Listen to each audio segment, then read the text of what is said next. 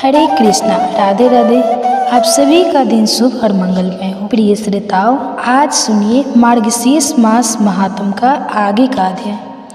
भगवान श्री कृष्ण ने जब राधा रानी को बताया कि कैसे राधा के नाम का उच्चारण करने वाला भक्त उनके प्राणों से भी बढ़कर उन्हें प्रिय है, तब राधिका जी ने कहा, प्रभु मुझे गोलोक की सारी बातें याद है, मैं सब जानती हूँ।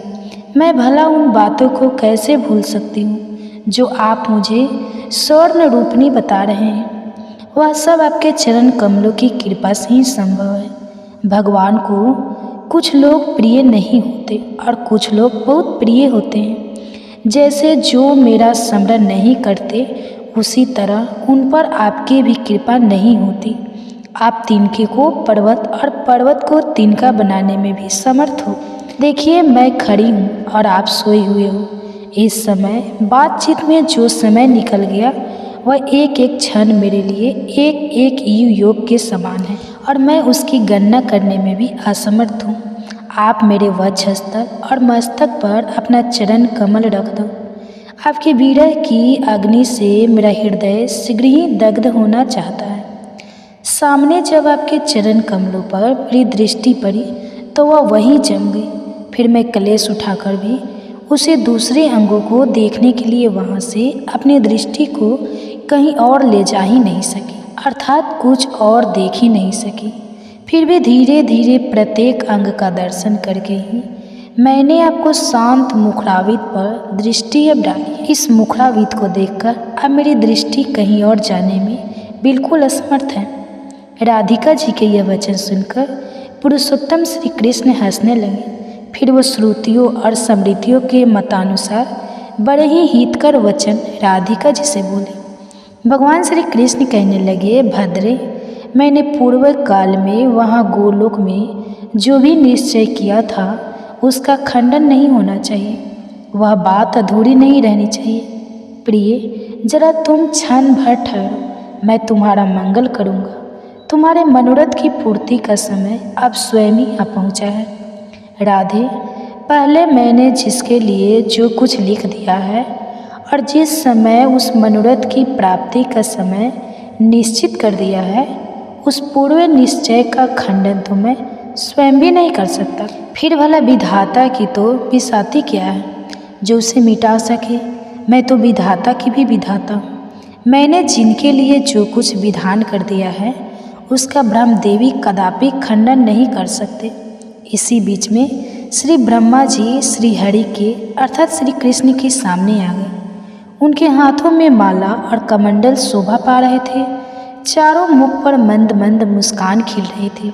निकट जाकर उन्होंने श्री कृष्ण को प्रणाम किया और अपने आगम के अनुसार उनकी स्तुति की। उस समय श्री ब्रह्मा जी के नेत्रों में आंसू झड़ रहे थे।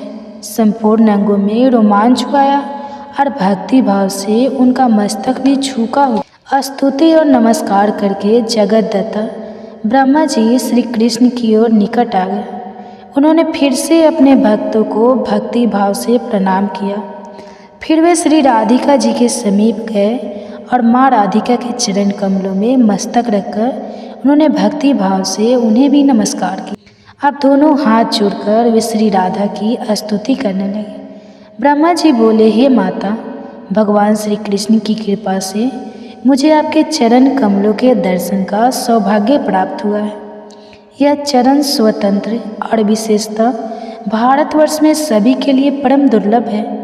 मैंने पूर्व काल में पुष्कर तीर्थ में सूर्य के प्रकाश में बैठकर परमात्मा श्री कृष्ण की प्रसन्नता के लिए 6 वर्षों तक तपस्या की। तब वरदाता श्री हरि मुझे वरदान देने के लिए स्वयं पधारे।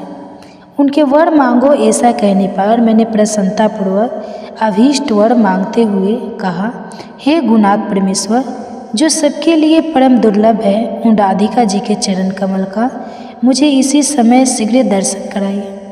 मेरी यह बात सुनकर वे हरि मुझ पर तपस्वी से बोले, वस्त, इस समय तो मुझे क्षमा करो।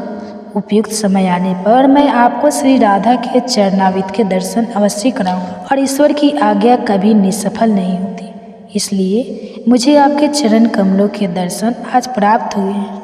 माते, आपके यह चरण गोलोक में और इस समय भारत में भी सबके मन वांछित है, इसलिए वे निश्चय ही जन्य और प्रकृति है। आप ही कृष्ण के अर्धांगिनी अंग से प्रकट हुई हो, इसलिए सभी दृष्टिया से भी श्री कृष्ण के ही समान हो। माँ, आप तो परमात्मा श्री कृष्ण की देह रूपा हो, अतः आप इनकी आधारभूत हो। माँ, इनके प्राणों से आप प्राणवती हो और आपके प्राणों से यह परमेश्वर। पर श्री कृष्ण ने प्राण वायु कृष्ण नित्य हैं और आप भी नित्य हो। आप इनकी अंश स्वरूपा हो और यह भी आपकी ही अंश है। मैं जगत सृष्टा ब्रह्मा स्वयं वेदों का प्रकट करने वाला हूँ। उस वेद को गुरु के मुख से पढ़कर लोग विद्वान हो जाते हैं, परंतु वेद अथवा पंडित आपके गुणों या स्रोत का साथ भी वर्णन करने में असमर्थ है। फिर दूसरा कौन आपकी स्तुति कर सकता है। स्रोत का जनक है ज्ञान और सदा ज्ञान की जननी है बुद्धि। माँ, राधे उस बुद्धि की भी जननी आप हो। फिर भला कौन आपकी स्तुति करने में समर्थ होगा। जो ईश्वर के भी ईश्वर परमात्मा है, उनकी योग्य और अयोग्यता पर भी समान कृपा होती है। जो पालन के योग्य संतान है, उसका क्षण क्षण में गुण दोष प्रकट होता है, परंतु माता और पिता उसके सारे दोषों को स्नेहपूर्वक क्षमा कर देते हैं। ऐसा कहकर जगत श्रेष्ठ ब्रह्मा जी उन दोनों के सामने सर्ववांछित चरण कमलों को प्रणाम करके उनके ही सामने खड़े हो गए। जो मनुष्य श्री ब्रह्मा जी के द्वारा किए गए इस स्तोत्र का तीनों संध्याओं के समय पाठ करता है, वह निश्चय ही राधा माधव के चरणों की भक्ति और दास प्राप्त कर लेता है। अपने कर्मों का मूलोच्छेद करके सुदर्जय मृत्यु को भी जीतकर समस्त लोगों को लांग होता हुआ वह उत्तम लोक धाम में चला जाता है। भगवान नारायण कहते हैं, ब्रह्मा जी की स्तुति सुनकर श्री राधा ने उनसे कहा, हे विधाता, आपके मन में जो भी अभिष्ट हो वह वर मांग लो। राधिका जी की बात सुनकर जगत सृष्टा ब्रह्मा जी ने उनसे कहा, माँ, आप दोनों के चरण कमलों की भक्ति ही मेरा अभीष्ट है, उसे ही मुझे दीजिए। विधाता के इतना कहते ही श्री राधा ने तत्काल बहुत अच्छा कहकर उनकी वह प्रार्थना स्वीकार कर ली। तब लोकनाथ ब्रह्मा जी ने पुनः भक्ति भाव से श्री राधा को प्रणाम किया। उस समय उन्होंने श्री राधा और कृष्ण के बीच में अग्नि की स्थापना करके उसे प्रज्वलित किया, अर्थात उस अग्नि को जलाया। फिर श्री हरि के स्मरण पूर्वक विधाता ने विधि से उस अग्नि में आहुति डाली। इसके बाद श्री कृष्ण पुष्य शैया से उठकर अग्नि के समीप बैठ गए। फिर ब्रह्मा जी की बताई हुई विधि से उन्होंने स्वयं भी हवन किया। उसी के बाद श्री कृष्ण और राधा को प्रणाम करके ब्रह्मा जी ने स्वयं पिता के कर्तव्यों का पालन करते हुए उन दोनों से वैवाहिक मंगल कृत्य करवाए और 7 बार अग्निदेव की परिक्रमा करवाई। इसके बाद श्री राधा से अग्नि की परिक्रमा करवाकर श्री कृष्ण को प्रणाम करा के राधा जी को उनके पास बिठाया।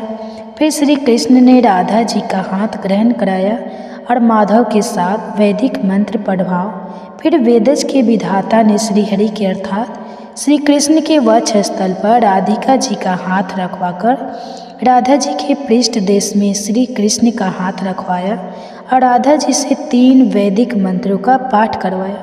फिर ब्रह्मा जी ने परिजात के पुष्पों की अजान लंबनी अर्थात घुटनों तक लंबी माला श्री राधिका के हाथ से श्री कृष्ण के गले में डलवाई। फिर कमल जन्मा विधाता जी ने पुनः श्री राधा और श्री कृष्ण को प्रणाम करके श्री कृष्ण के हाथ से श्री राधा के कंठ में मनोहर माला डलवाई, अर्थात उन दोनों की जयमाला करवाई। फिर श्री कृष्ण को बैठाया और उनके बाएं भाग में मंद मंद मुस्कुराते हुए श्री कृष्ण ने हदियारा जी को भी बिठाया। इसके बाद उन दोनों से हाथ जुड़वाकर 5 वैदिक मंत्र पढ़वाया। फिर विधाता ने पुनः श्री कृष्ण को प्रणाम करके जैसे पिता अपनी पुत्री का दान करता है, उसी प्रकार राधिका जी को उनके हाथ में सौंप दिया और भक्ति भाव से वे श्री कृष्ण के सामने खड़े हो गए। इसी बीच में आनंदित और पुलकित हुई देवगन दुदर्भी और मर्जी बाजे बजाने लगे। विवाह मंडप के पास परिजात के फूलों की वर्षा होने लगी। श्रेष्ठ गंधर्व ने गीत गाए और झुंड की झुंड अप्सराएं नृत्य करने लगी। ब्रह्मा जी ने श्री हरि की स्तुति की और मुस्कुराते हुए उनके कहा, आप दोनों के चरण कमलों में मेरी भक्ति बढ़े, बस यही मेरे दक्षिणा दीजिए। ब्रह्मा जी की बात सुनकर स्वयं श्री कृष्ण ने उनसे कहा, हे ब्रह्मा जी, मेरे चरण कमलों में आपकी दृढ़ भक्ति हो, अब आप अपने स्थान को जाओ, आपका कल्याण होगा, इसमें संशय नहीं। बस मैंने जो कार्य आपकी जिम्मेदारी पर लगाया है उसका मेरी आज्ञा के अनुसार पालन करो। मुने, श्री कृष्ण का वह आदेश सुनकर जगत विधाता ब्रह्मा जी श्री राधा कृष्ण को प्रणाम करके बड़ी प्रसन्नता से अपने लोक को चले गए। ब्रह्मा जी के चले जाने पर मुस्कुराती हुई देवी राधिका ने बांके चितवन से श्री कृष्ण के मुख की ओर देखा और लज्जा से अपना मुंह ढक लिया। उस समय उनका सर्वांग पुलकित हो उठा था। वे प्रेम वेदना का अनुभव कर रही थी। श्री कृष्ण को भक्ति भाव से प्रणाम करके श्री राधा उनकी सैया पर गई। वहाँ चंदन, अगरू, कस्तूरी और केसर का अंगराग रखा हुआ था। श्री राधा ने श्री कृष्ण के ललाट में तिलक करके उन्हें वक्षस्थल में चंदन लगाया। फिर सुधा और मधु से भरा हुआ मनोहर रत्न पात्र भक्ति पूर्वक श्री कृष्ण के हाथ में दे दिया। जगदीश्वर श्री कृष्ण ने उन सुधा का पान किया। इसके बाद श्री राधा ने कपूर आदि से सुवासित सुरमय तांबूल अर्थात पान श्री कृष्ण को दिया। श्री कृष्ण ने उसे सादर भोग लगाया। फिर उनके दिए हुए सुदरस का मुस्कुराती हुई श्री राधा ने आस्वादन किया। साथ ही उनके दिए हुए तंबूल को भी श्री कृष्ण के सामने ही खाया। जब भी विवाह होता है तो जो भी नव दंपति होते हैं, विवाह के समय में उन्हें पान दिया जाता है। अपने सभी आराध्य देवी देवता को भी पान अर्पित किया जाता है। यह शुभ मांगलिक कर्म में बहुत ही एक अच्छी परंपरा है जो हमारे रीति रिवाजों में भी है। आपने देखा होगा कि कई बार पान से बारात का स्वागत किया जाता है। सभी बारातियों को पान दिया जाता है। अगर आपने शिव महापुराण की कथा हमारे चैनल पर सुनी होगी तो उसमें भी आपको इसका वर्णन जरूर सुना होगा। तो जब भगवान श्री कृष्ण ने श्री राधा रानी को पान अर्पित किया तो उन्होंने भी अपने आराध्य के सामने उस पान को बड़ी प्रसन्नता से खा लिया। श्री कृष्ण ने प्रसन्नता पूर्वक अपना चपाया हुआ पान भी श्री राधा को दे दिया और बड़ी भक्ति से श्री राधा ने उस चबाए हुए पान को बड़ी प्रसन्नता से खाया और उनके मुखर विंद मंकरद का पान किया। इसके बाद मधुसूदन ने भी श्री राधा से उनका चपाया हुआ पान मांगा, परंतु श्री राधा ने दिया नहीं। दिया वे हंसने लगी और बोली, क्षमा कीजिए प्रभु। माधव ने फिर राधा के हाथ से वह रत्नम दर्पण ले लिया जो उनके हाथ में था। श्री राधिका ने भी माधव के हाथ से बलपूर्वक उनकी मुरली छीन ली। राधा ने माधव का और माधव ने फिर राधा का मन मोह लिया। कैसी अद्भुत लीला है। प्रेम मिलन के पश्चात राधा जी ने प्रसन्नतापूर्वक परमात्मा श्री कृष्ण को उनकी मुरली वापस लौटा दी और श्री कृष्ण ने भी राधा जी को उनका दर्पण और उज्ज्वल क्रीड़ा कमल दे दिया। उनके केशों की सुंदर वेणी बांध दी और उनके सुंदर मस्तक पर सिंदूर का तिलक लगाया। बड़े ही विचित्र पत्र रचना से युक्त सुंदर वेश उनका संवार दिया। उन्होंने जैसी वेश रचना की, यानी कि जैसी वेशभूषा की उन्होंने रचना की, जैसे उन्होंने राधा जी को सजाया था, उसे तो विश्वकर्मा जी भी नहीं जानते। फिर बोला, सखियों की तो बात ही क्या है। श्री कृष्ण ने तो अपनी प्यारी राधिका को सुंदर वेशभूषा से सुसज्जित कर दिया। अब जब बारी राधिका जी की आई और जब वे तत्पर हुए कि श्री कृष्ण की भी वेश रचना करें, उन्हें भी सुंदर वस्त्र पहनाए, तब वे किशोर अवस्था का रूप त्याग कर पुनः शिशु रूप हो गए। राधा ने देखा कि बालक रूप भी श्री कृष्ण भूख से पीड़ित हो रहे हैं। तब नंद जी ने जैसे भयभीत अच्युत को दिया था, अर्थात उस वन में याद कीजिए जब नंदराय जी अपने नन्हे से बाल कृष्ण को वन में लेकर गए थे गवे चराने के लिए। तभी माया से वहाँ पर घनघोर बादल छा गए थे, बिजली कड़कने लगी थी और देखते ही देखते मूसलाधार वर्षा प्रारंभ कई थी, जिससे नन्हे से शिशु रूप कान्हा जी डर गए थे। उन्हें भयभीत उचित का जिस प्रकार नंद जी ने राधा रानी को दिया था, उसी रूप में वह इस समय उन्हें दिखाई दिए। अब राधा जी ने बड़े व्यथित हृदय से लंबी सांस खींचकर इधर उधर किया और क्या कहा, ये कल के अध्याय में आप सुनेंगे। आप सुनिए भागवत गीता का पाठ। अतः प्रकृति ज्ञान अज्ञान पर ब्रह्मा और मुक्ति के बारे में बताते हैं और उनके केशव से कहते हैं, हे भगवान, मैं यह जानना चाहता हूँ कि पुरुष और प्रकृति क्या है। शीघ्र को जानने वाला उसका उद्देश्य भगवान और उसके बारे में समझाते हुए उनसे कहते हैं, कर्म किए जाते हैं और जो क्षेत्र के तत्व को जान लेता है, तत्वज्ञानी को क्षेत्र को जानने वाला क्षेत्र अर्थात जीवात्मा कहते हैं। सभी क्षेत्रों में मुझे ही क्षेत्र के समय क्षेत्रज्ञ ज्ञान अर्थात पुरुष और प्रकृति का कारण समझा जाता है। अब मैं तुझे बताता हूँ क्या है, वह किस प्रकार का है, कहाँ से आया है, उसमें क्या क्या पर मदन होते हैं। उस क्षेत्र को जानने वाला क्षेत्रज्ञ क्या है और उसकी कौन कौन सी शक्तियाँ हैं।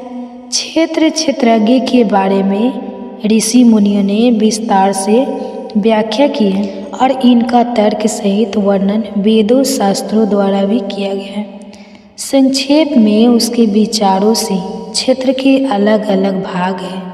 5 महाभूत पृथ्वी, जल, अग्नि, वायु तथा आकाश, 10 इंद्रियों जिनमें 5 ज्ञान इंद्रियाँ, जीव नेत्रकों, लाखजी तथा त्वचा और 5 कर्म इंद्रियाँ, जिन, वाणी, पाँव, हाथ तथा 5 इंद्रियों के विषय रूप गंध, स्पर्श तथा अहंकार, यह सब मिलकर क्षेत्र और ही करना, छल कपट करना ना भूले और सहनशीलता सरलता से गुरु की सेवा, दोनों की शुद्धता स्थिरता और आत्म संयम, इंद्रियों के विषय में वैराग्य, पत्नी घर इत्यादि के प्रति कोई भी ना हो, ममता करना ना प्रिय तथा प्रिय अच्छी तथा भी सभी घटनाओं के प्रति समान चित्र भाग तथा बिना किसी रुकावट से मेरे प्रति दृढ़ अविचल भक्ति, एकांत स्थान में निवास करना, जन समुदाय के प्रति रुचि, लगातार आत्मा के ही ज्ञान में मग्न रहना,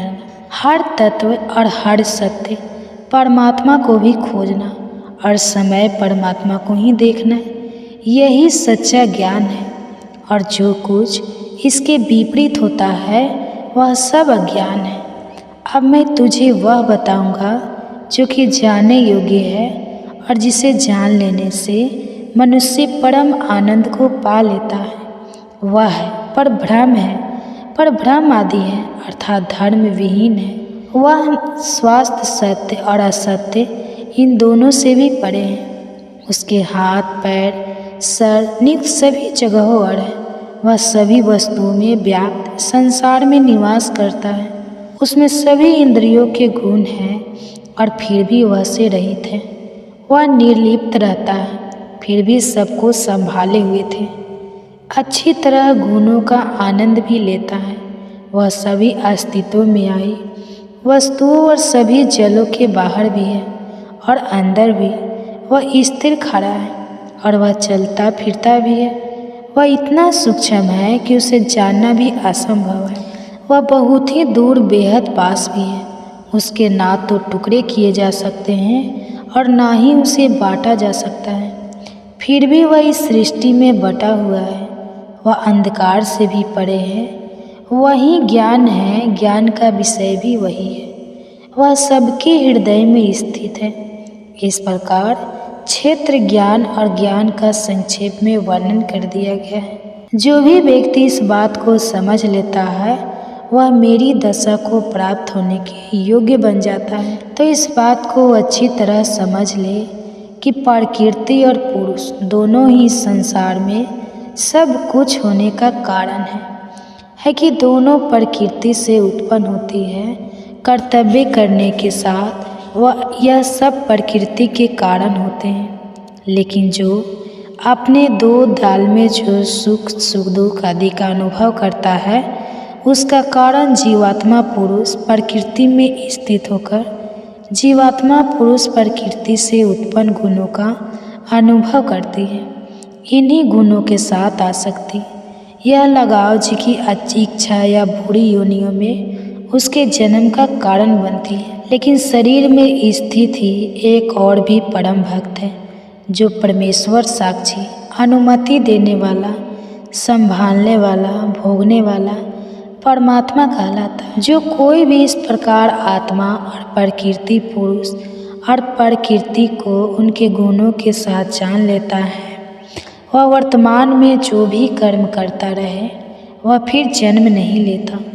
कुछ लोग परमात्मा को ध्यान द्वारा अपने भीतर देखते हैं, कुछ ज्ञान द्वारा परमात्मा का दर्शन करते हैं, जबकि कुछ कर्म योग द्वारा ऐसा करते हैं। लेकिन बहुत से लोग ऐसे हैं जो ध्यान, ज्ञान और कर्म के मार्ग को नहीं जानते।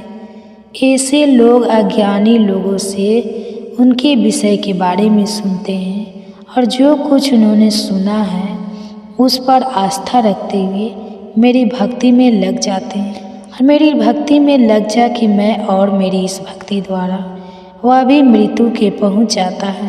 पार्थ, तो इन सब बातों को समझ ले कि संसार में जो कुछ भी अटल है, यह चलने वाली वस्तुएं उत्पन्न हुई है। वह शरीर और आत्मा, प्रकृति और पुरुष के संयम और संयोग से, अब इन दोनों के मेल से, इन दोनों के जुड़ने से ही उत्पन्न हुई है। जो व्यक्ति परमात्मा को सभी वस्तुओं में समान रूप से निवास करते हुए देखता है और उन वस्तुओं के नष्ट हो जाने पर भी जो उन्हें नष्ट ना हुआ देखता है, वह सही देखता है, क्योंकि वह ईश्वर को सब जगह समान रूप में निवास करते हुए देखता है। इसीलिए वह अपने मन के द्वारा अपने मन को कष्ट नहीं पहुंचाता और तब वह परम गति को प्राप्त करता है। जो शरीर प्रकृति से उत्पन्न हुआ है और साथ में जो यह भी जान लेता है कि आत्मा कर्म करने वाली नहीं है, वह सही जानता है, वह ही सही समझता है। जब वह इस बात को देख लेता है कि सभी वस्तुओं की अलग अलग होने की दशा में भी वह सब उसे एक में केंद्रित है, उसमें से ही यह सारा विस्तार होता है, उसमें से यह सारी सृष्टि निकलती और फैलती है, तो वह ब्रह्मा को पा लेता है। क्योंकि परमात्मा अनादि अनीश्वर निर्गुण उस दोष से मुक्त है, इसलिए जब वह शरीर में निवास करता है फिर भी वह न तो कोई कर्म करता है और ना ही वह किसी कर्म में लिप्त होता है, और वह किसी भी कर्म में बंधा भी नहीं है। जैसे सर्वव्यापी आकाश अपनी सूक्ष्मता के कारण किसी भी वस्तु से लिप्त नहीं होता, किसी भी वस्तु से चिपकता नहीं है, वैसे ही शरीर में रहने वाली आत्मा शरीर से लिप्त नहीं होती। जैसे ही सूर्य सारे संसार को प्रकाशित करता है, वैसे ही क्षेत्र का स्वामी भी अपने सारे क्षेत्र को वैसे ही प्रकाशित करता है। इस तरह से जो लोग अपने ज्ञान की आँखों से क्षेत्र और क्षेत्रज्ञ अंतर को और सभी प्राणियों की प्रकृति से मुक्त हो जाने की विधि को जान लेते हैं, वह परम लक्ष्य को पा लेते हैं। इसी के साथ भागवत गीता का 13वां अध्याय समाप्त होता है। बाकी के अध्याय आपको जल्द ही चैनल पर देखने को मिलेंगे। इसके लिए चैनल को सब्सक्राइब जरूर करें ताकि अगले अध्याय आपसे कभी भी मिस ना हो। और यदि आप काफ़ी समय बाद यह वीडियो देख रहे हैं तो बाकी के अध्याय आपको हमारे चैनल के भागवत गीता प्लेलिस्ट में मिल जाएंगे। और कमेंट्स में आपको हमारे द्वारा किया गया यह यत्न कैसा लगा यह जरूर बताएं। का मिलना इन सब के विषय में श्री भगवान बड़े ही सुंदर तरीके से बताते हैं। अर्जुन केशव से पूछते हैं, केशव, जो भक्त पूरी श्रद्धा और निष्ठा से तेरे व्यापक गुण में रूप की उपासना करते हैं और दूसरे उस अव्यक्त मीनाक्षी निर्गुण ब्रह्मा की उपासना करते हैं, इन दोनों में योग में अधिक और उत्तम है। भगवान उत्तर देते हैं, पार्थ, जो लोग अपने मन को मेरे गुण में रूप में स्थिर करके पूरी श्रद्धा और निष्ठा से मेरी उपासना करते हैं, उनको मैं योग में सबसे उत्तम मानता हूँ। लेकिन जो लोग अपनी सभी इंद्रियों को अच्छी तरह अपने वश में करके मन और बुद्धि से भी परे उस व्यक्ति और सदा ही एक साथ रहने वाले नित्य चल निराकार अविनाशी ब्रह्मा किन्नर की एक ही भाव से ध्यान करते हुए पूजा और उपासना करते हैं, वह सभी प्राणियों का कल्याण करने में आनंद अनुभव करते हुए सब दिशाओं और परिस्थितियों के समान जीत रहते हुए बाकी अन्य लोगों की तरह ही मुझे को ही प्राप्त करते हैं। लेकिन जो अव्यक्त ब्रह्मा की उपासना में लगे रहते हैं, उनकी कठिनाई न कहीं अधिक होती है, क्योंकि गद्दारी प्राणियों द्वारा व्यक्त कर लक्ष्य प्राप्त करना बहुत ही कठिन है। परंतु जो लोग अपने सभी कर्मों में समर्पित करके मुझको उन्हें गुरु परमेश्वर में ही ध्यान लगाकर पूरी निष्ठा और श्रद्धा से लगातार चिंतन करते हुए मेरी उपासना करते हैं, जो अपने विचारों को सदा मुझे यह लगाए रखते हैं, उनका मैं व्यक्ति द्वारा सीमित इस संसार रूपी समुद्र से जल्दी उद्धार कर देता हूँ। इसलिए पार्थ, अपने मन और अपनी बुद्धि दोनों को मुझे यह लगा, उसके बाद तो बिना संदेह है केवल मुझ में ही निवास करता रहेगा। यदि तू अपने मन और चित्त को पूरी तरह स्थिर करके पूरी तरह ठहरा कर मुझे ना लगा सके या तो यह करने में असमर्थ है, तो तू आभ्या ग्रुप द्वारा अपने मन को एकाग्र और मुझ तक पहुँचने का प्रयास करे। यदि तू अभ्यास योग करने में भी असमर्थ है, यदि तू अभ्यास योग ना कर सके, तो मेरी सेवा को अपना परम लक्ष्य बना ले और मेरे लिए ही कर्म कर। मेरे लिए कर्म करता हुआ तो सीधा मुझे को प्राप्त कर लेगा।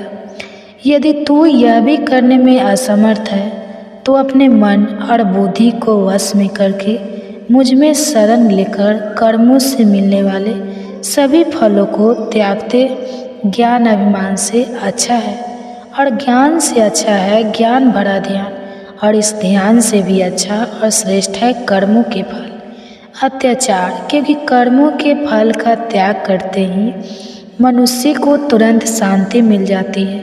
जो व्यक्ति किसी से द्वेष नहीं करता, जो बिना स्वार्थ सबसे प्रेम करता है, जो दयालु है, इसमें अहंकार की भावना नहीं है, जो कि सुख और दुख दोनों में ही समान रहता है, जो धैर्यवान है, जो हमेशा ही संतुलित रहता है, जो अपने आप को मन और इंद्रियों सहित वश में रखता है, जो पक्के इरादे वाला है, और जिसने अपना मन और अपनी बुद्धि को मुफ्त में पूरी तरह समेट कर दिया है, वह मेरा भक्त मुझे अत्यंत प्रिय है, जिससे किसी को दुख नहीं पहुंचा और जो किसी के दुख में वितरित भी नहीं होता, जो संसार से नहीं घबराता और जिससे संसार नहीं घबराता, जो आनंद क्रोध भय ईर्ष्याई हर्ष चिंता इन सब से रहित है, वैसे भक्त मुझे प्रिय है, जिसे किसी से कोई भी आशा नहीं है, जो भीतर और बाहर से भी शुद्ध है, जो कर्म में कुशल है, जो चिंता रहित है, जो दुखों से मुक्त है, और जो कर्म फिर किसी भी फल के लिए कोई भी कोशिश नहीं करता। ऐसा भक्त मुझे बेहद ही प्रिय है, जो ना ही प्रसन्न होता है, ना ही दुख मानता है, ना ही द्वेष करता है, ना इच्छा करता है, जिसने भले और बुरे दोनों प्रकार के कर्मों को त्याग दिया है, और जो इस प्रकार मेरी भक्ति करता है, वह भक्त मुझे प्रिय है। वे शत्रु और मित्र में मान और अपमान में सर्दी और गर्मी में सुख और दुख में निंदा और प्रशंसा में इन सभी परिस्थितियों में समान रहता है, जो लगन से मुक्त है, जो अपनी वाणी को अपने वश में रखता है, और जो कुछ मिल जाए उसी में संतुष्ट रहा है, जिसे रहने के स्थान से कोई ममता लगा लुटा सकती नहीं है, और जिसकी बुद्धि स्थिर है, ऐसा वह भक्त मुझे प्रिय है। लेकिन वह भक्त मुझे सबसे ज़्यादा प्रिय है, जो पूरी श्रद्धा से अपना सर्वश्रेष्ठ लक्ष्य मानते हुए मुझसे पूरी तरह जुड़कर हमारे ज्ञान का अनुसरण करता है। इसी के साथ भागवत गीता का 12वां अध्याय खत्म होता है। बाकी के अध्याय भी आपको जल्दी चैनल पर देखने को मिलेंगे। इसके लिए चैनल को सब्सक्राइब जरूर करें, ताकि अगले अध्याय आपसे कभी भी मिस ना हो।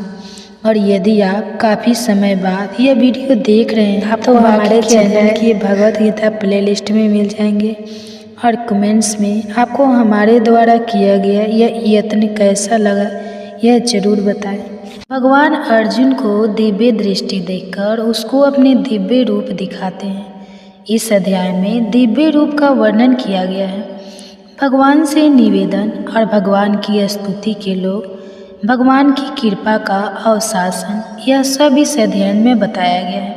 उसमें बताया गया है कि से विनती करते हैं आपने जो मुझ पर कृपा करके आत्मा के संबंध में मुझे जो यह रहस्य है उसकी वजह से अपनों के प्रति ही गया है। मैंने आपसे वस्तुओं के साथ और भी अनेक विभिन्न वस्तुएं होने वाले गुणों के बारे में विस्तार से सब कुछ सुना है, जिसको कि मैं एकदम सत्य मानता हूँ और जिसे सुनकर मैं आप ईश्वरीय दिव्य रूप देखना चाहती हूँ।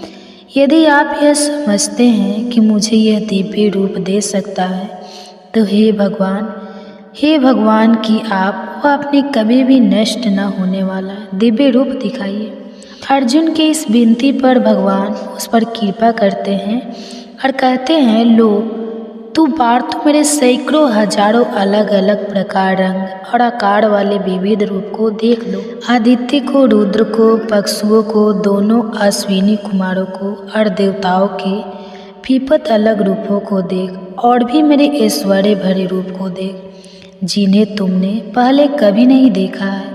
आज तो ये सारे जगत को, इस सारी सृष्टि को और इसके अलावा जो कुछ भी तू देखना चाहता है बस सबको तू मेरे शरीर में एक ही जगह तय देखो, लेकिन यह सब तू इन मालवीय आँखों से नहीं देख पाएगा। मैं तुझे दिव्य दृष्टि देता हूँ तो मेरे दिव्य रूप और मेरे ऐश्वर्य को देख। यह कहकर महायोगेश्वर हरि ने अर्जुन को दिव्य दृष्टि प्रदान की और उसके सामने अपना सबसे सर्वश्रेष्ठ दिव्य विराट रूप प्रकट किया। वह रूप अनेक मुद्दों और नेत्रों वाला था। उसमें अनेक आश्चर्यजनक दृश्य थे। अनेक दिव्य आभूषण और की माला पहने हुए थे। उसने अनेक दिव्य शस्त्र उठाए हुए थे। वह रूप सभी ऐश्वर्य और से भरा हुआ था। वह दिव्य तेज वाला, अनंत और सर्वव्यापी था। यदि आकाश में कई सूर्य एक साथ भी चमक उठे तो फिर भी वह उस परमात्मा के दिव्य रूप से देश के बराबर शायद ही हो सके। वह अर्जुन ने उस देवों के भी देव के शरीर में अनेक रूप में बड़े हुए सारे संसार को, सारी सृष्टि को एक ही जगह इकट्ठा देखा। तब अर्जुन आश्चर्यचकित हो गया। उसके रोंगटे खड़े हो गए। उसने हाथ जोड़कर सर झुकाकर कहा, हे भगवान, मैं तुम्हारे शरीर में सभी देवताओं और हर प्रकार के प्राणियों के समूहों को देख रहा हूँ। मैं कमल के आसन पर बैठे विधाता ब्रह्मा, भगवान शिव तथा सभी दृष्टियों और सभी दिव्य शक्तियों को भी देख पा रहा हूँ। मैं तुझे सब और अनंत रूपों में देख रहा हूँ। आपकी अनेक घोषणाएँ और नृत्यत्व हैं जो सभी ओर फैले हुए हैं, जिनका मुझे ना ही आदि, ना ही मध्य और ना ही अंत दिखाई देता है। मैं तुझे मुकुट, चक्र और गदा धारण किए सभी और चमकते हुए प्रकाश की तेज संभोग के रूप में देख रहा हूँ, जिसको कि देख पाना बेहद कठिन है। जो सब और धधकती हुई आग सूर्य के समान चकाधौ करने वाला है।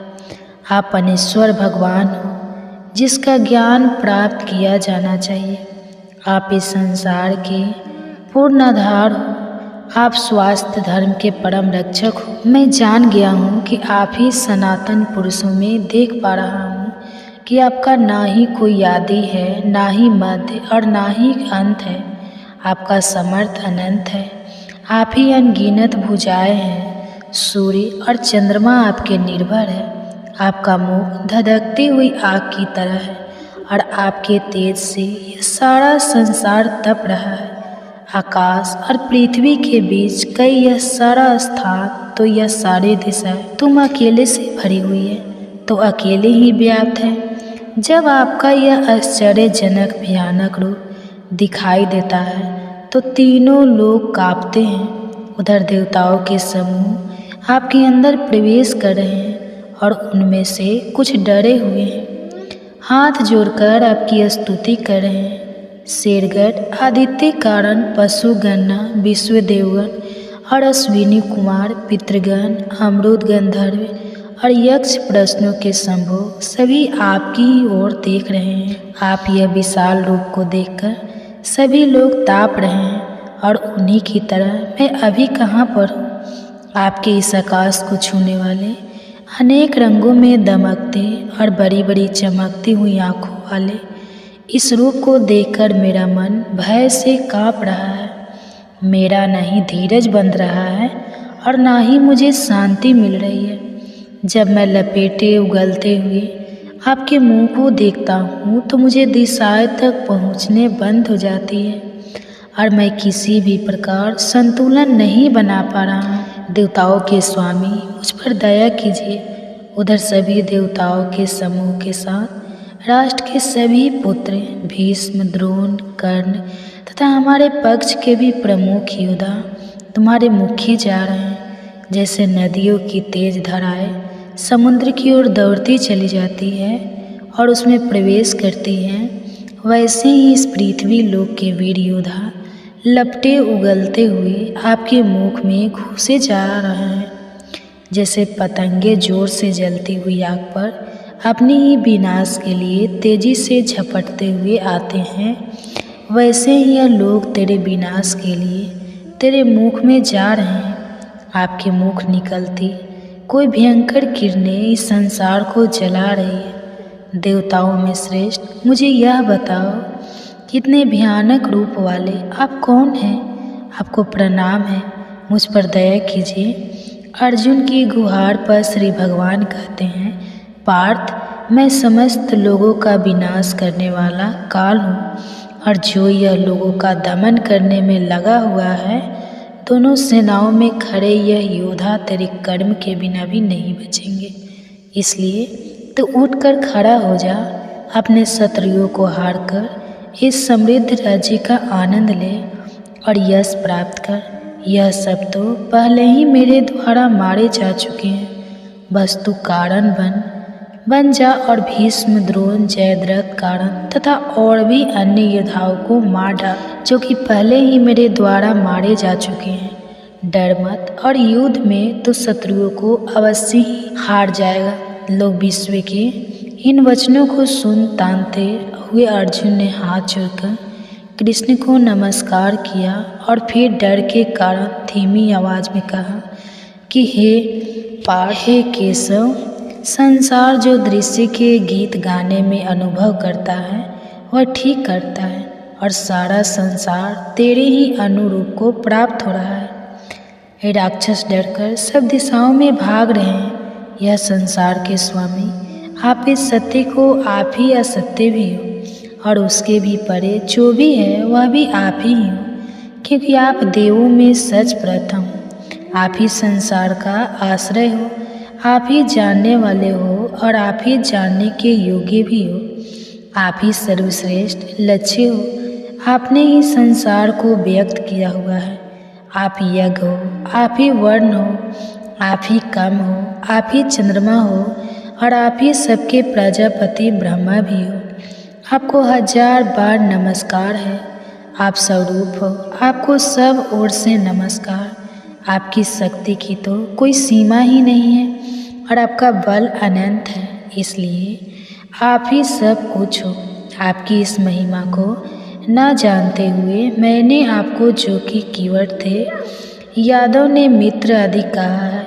यदि मैंने कभी भी आपका अनादर प्रकट किया हो, इसके लिए प्रभु मैं आपसे क्षमा मांगता हूँ।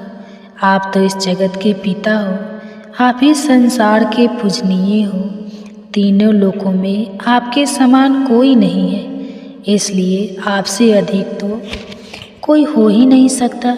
इसलिए मैं अपने शरीर को आपके सामने झुकाकर आपको प्रणाम करके आप आराध्य प्रभु को पसंद करना चाहता हूँ।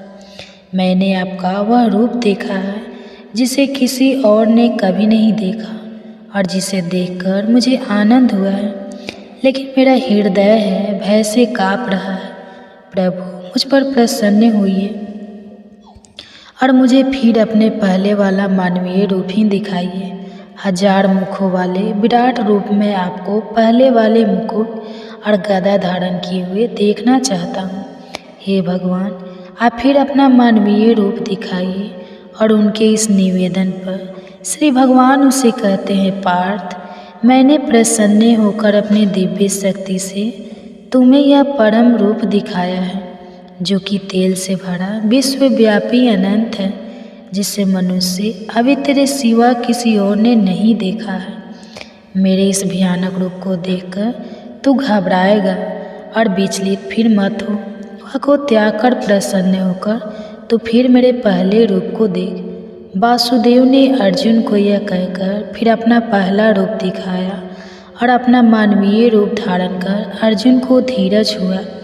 भगवान का मानवीय रूप देखकर अर्जुन शांत हुआ और उसने कहा, हे भगवान, तेरे इस रूप को देखकर बेहतर चित हो गया हूँ और अपनी संभावित स्थिति में लौट आया हूँ। तब श्री कृष्ण ने अर्जुन से कहा, पार्थ, तूने बिना वह रूप देखा है जिसे देख पाना बेहद कठिन है। देवताओं को भी यह रूप देखने की लालसा लगी ही रहती है। तूने मुझे अभी जिस रूप में देखा है, उस रूप में ना तो वेदों के अध्ययन द्वारा, न ही शास्त्रों द्वारा करना ही, कर्मकांड की क्रियाओं द्वारा नहीं, दान और राय कठोर तपस्या द्वारा देखा जा सकता है, लेकिन अनन्य भक्ति द्वारा मुझे इस रूप में जाना जा सकता है, सच में देखा जा सकता है और मुझ में प्रवेश भी किया जा सकता है। जो व्यक्ति केवल आपके लिए ही कर्म करता है, जो मुझे ही अपना लक्ष्य मानता है, जो मेरे ही उपासना करता है, इसे कोई भी लगाव नहीं है। जो किसी भी प्राणी के प्रति द्वेष की भावना नहीं रखता, वह पुस्तक अवश्य पहुँच जाता है। इसी के साथ भागवत गीता के 11वें अध्याय समाप्त होता है। बाकी के अध्याय भी आपको जल्दी चैनल पर देखने को मिलेंगे। इसके लिए चैनल को सब्सक्राइब जरूर करें ताकि अगले अध्याय आपसे कभी भी मिस ना हो।